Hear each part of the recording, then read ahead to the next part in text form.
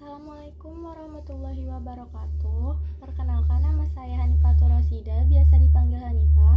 Saya dari kelas 10 MPL. Saya membuat video ini karena ditugaskan oleh guru mapel jurusan saya, yaitu jurusan manajemen perkantoran. Saya di sini diberi tugas untuk membahas tentang digital produk. Produk yang akan saya bahas adalah Wattpad. Di sini saya ingin menerangkan atau memberitahukan informasi mengenai aplikasi Wattpad. Saya mulai dari penjelasan mengenai digital produk. Digital produk adalah produk yang berbentuk digital atau non-fisik, e-book, musik digital, video digital, dan lain-lain. Produk digital dapat diakses, digunakan, didistribusikan melalui perangkat digital seperti komputer, smartphone, dan tablet. Dan produk yang akan saya bahas adalah Wattpad.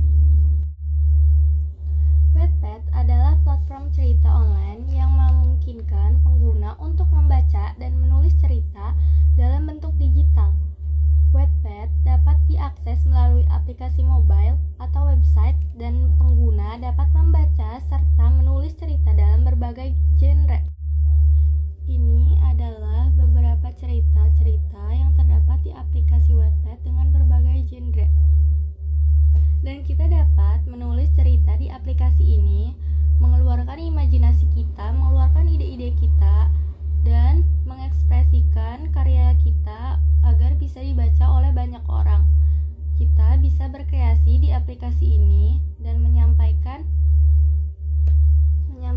perasaan kita melalui aplikasi ini dengan sebuah karya.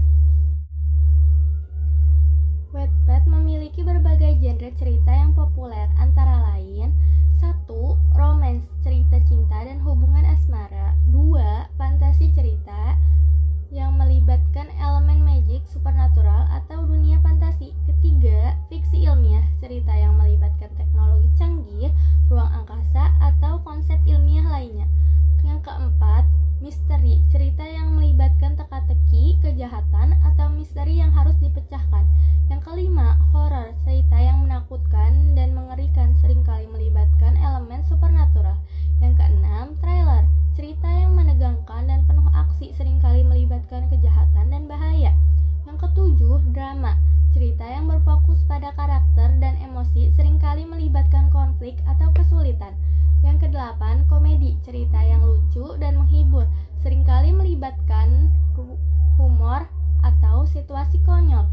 Yang kesembilan, paranormal, cerita yang melibatkan elemen supernatural atau paranormal seperti vampir, werewolf, atau hantu. Yang kesepuluh, teen fiction, cerita yang berfokus pada kehidupan remaja, seringkali melibatkan tema seperti sekolah, persahabatan, dan cinta. Genre-genre ini tidak mutlak dan seringkali tumpang tindih, tetapi mereka memberikan gambaran umum tentang jenis cerita yang dapat ditemukan di Wattpad. Wattpad memiliki beberapa fitur.